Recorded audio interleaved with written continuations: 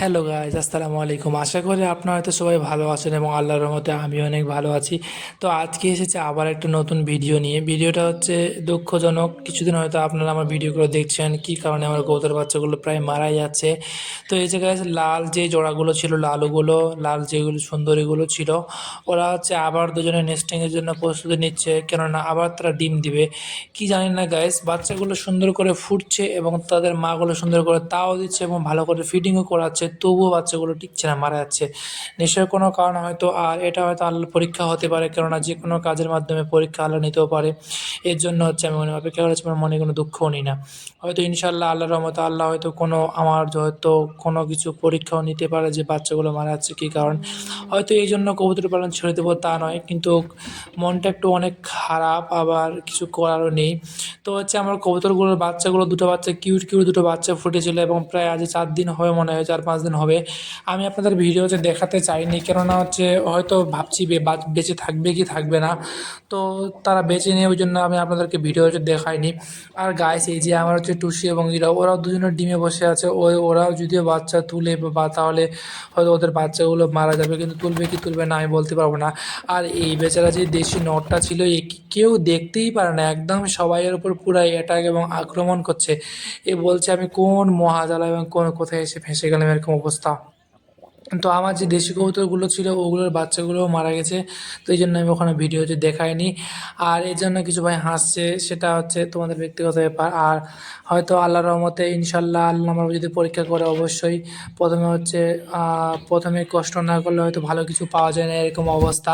আর আমার কবুতরটা সবসময় বেশ আমি ক্লিনে রাখি, তবুও যে বাচ্চাগুলো কেন মারা যাচ্ছে, আমার কী কারণে, এগুলো হয়তো আবদ্ধ অবস্থা আছে ওই জন্য মারা যেতে পারে। কিন্তু যেগুলো আমার ফেন্সি কবুতর এমনি যে জ্বালালি এবং যেটা হচ্ছে বাড়ির বুনো কবুতরগুলো, ওগুলো বাচ্চাগুলো মারা যাচ্ছে, ওই জন্য আমি অনেক দুঃখিত।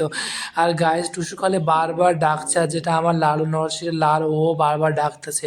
হয়তো তারা অবশ্যই ডিমে টিম দিবে নাকি আবার হয়তো বলতেও পারবো না আমি, কেন বাচ্চাগুলো মরা হয়তো আজ 2-3 দিন হলো হয়তো, ওই জন্য। কিন্তু আল্লাহর রহমতে তারা ডিমও দিতে পারে, এবং কে জানি কিসের পরীক্ষা নিচ্ছে, মন আল্লাহ পাকই ভালো জানে। আর এই জন্য কবুতর পালনে পিছু পা হব না আমি। এই জায়গায় এসে এখানে হচ্ছে আমার কবুতর ঘরটাও ঠিকঠাক এরকম ঝুলে গেছে, ওটা ঠিক করছি না।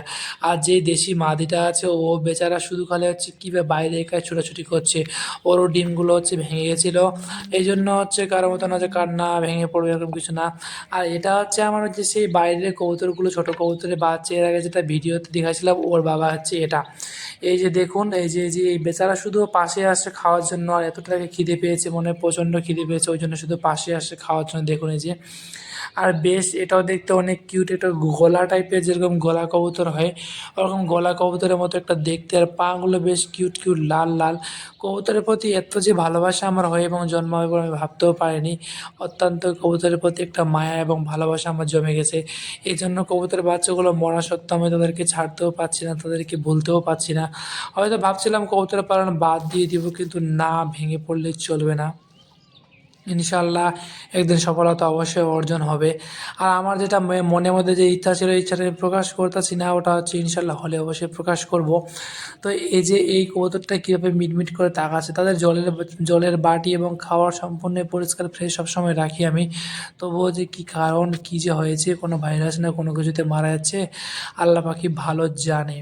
তো এই যে হচ্ছে আমার কবুতরের ঘরটা, উপরেই মাত্র ছোট পরিসরে একটা কবুতরের ঘর ইট দিয়ে এবং হচ্ছে মশারি জাল দিয়ে আমি তৈরি করেছিলাম। আমার আগের ভিডিওগুলো দেখলে হয়তো আপনারা অবশ্যই বুঝতে পারবেন।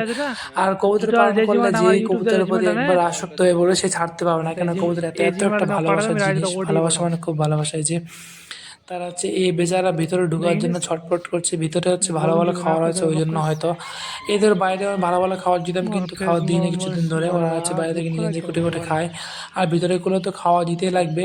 তো ভিতরে ঘরটাকে হচ্ছে ফেন্সি কবুতরের ফার্মটা, ইয়েটা হচ্ছে ঘরটা আমি সুন্দর করে তৈরি করতে চাইছিলাম, কিন্তু করবো না, নিচেই নিয়ে চলে গেলো হয়তো। আর আবহাওয়াটা বেশ অনেক সুন্দর, এবং সেই সুন্দর অনেক রোদ এবং গরম ঝলমলে একটা দিন। এটা হচ্ছে বিকেল টাইম, বিকেলের দিকের পরিবেশটা আমাদের দিকে খুব সুন্দর থাকে, গ্রাম এবং গ্রাম চারিদিক গাছপালার মাঝখানে হচ্ছে আমাদের বাড়িটা। আর এখানে হচ্ছে অনেকগুলো আমাদের লেবুর গাছ আছে গাছ, লেবু যেটা হচ্ছে কাগজি লেবু, অন্য অত্যন্ত রস। এই যে দেখুন, এই যে এগুলোতে অনেক অনেক লেবু ধরে। তো আর এগুলো হচ্ছে কলা গাছ, প্রায় লেবু কলা